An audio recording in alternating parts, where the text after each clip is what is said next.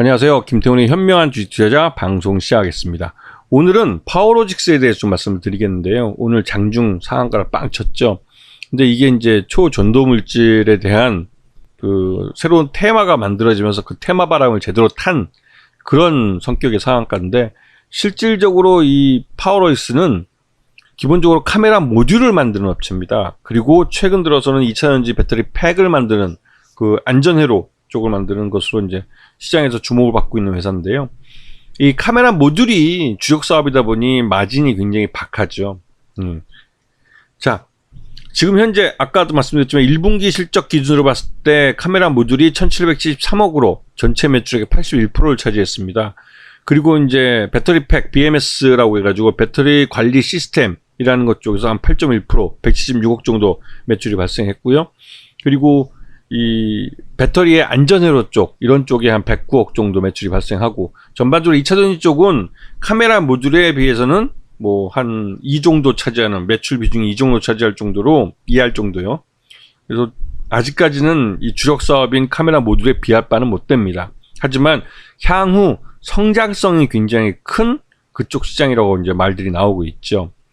자, 1분기 매출을 보시게 되면 전년 동기보다는 좀 줄었습니다.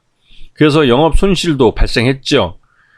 하지만 금융수익이 이번에는 발생을 해서 금융수익 때문에 이 당기순이익은 흑자를 내서 그나마도 좀 다행한 모습이긴 합니다. 하지만 전체적으로 카메라 모듈이 주력 사업이다 보니 이쪽은 마진이 클래야 클 수가 없어요. 삼성전자가 처음 갤럭시 신모델을 내놓을 때는 처음 그 수율을 약 80% 정도에서 계약을 합니다. 그래서 회사 쪽에서 계속 수율을 끌어올려가지고 95% 정도 올리죠. 그렇게 해서 거기서 이제 마진을 남겨먹는 겁니다. 그래서 초기 개발되고 양산을 처음 태웠을 때 몇 개월간, 한 분기 내지는 길면 2분기 정도는 카메라 모듈 만드는 회사들이 적자를 보는 경우가 많죠. 근데 그 이후에 수율이 올라가면서 그나마도 수익이 좀 발생하기 시작하는 겁니다.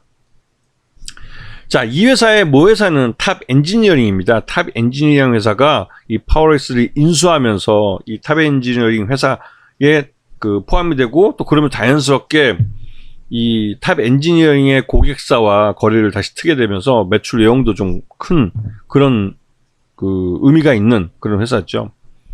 자, 이 구조를 보시게 되면 탑 엔지니어링이 파워로직스를 인수하고 파워로직스의 그 밑으로 다 나머지 계열사들이 쭉 있는 이런 수직 계열화된 그런 지배 구조를 갖고 있습니다.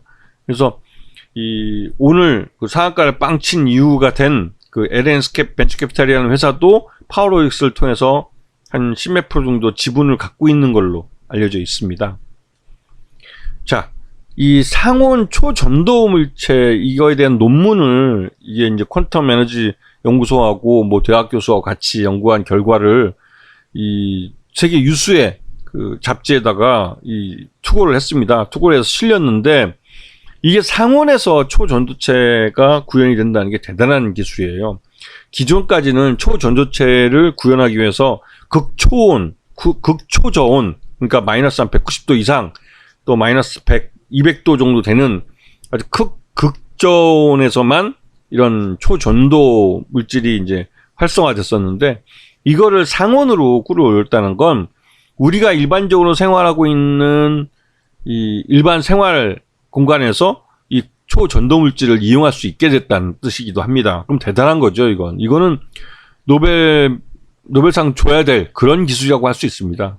실제로 이제 그 노벨 평화상이 아니라 이런 노벨 과학 쪽에서 이제 처음으로 이 노벨상을 받을 수 있을지도 모르는 일이 벌어진 거죠.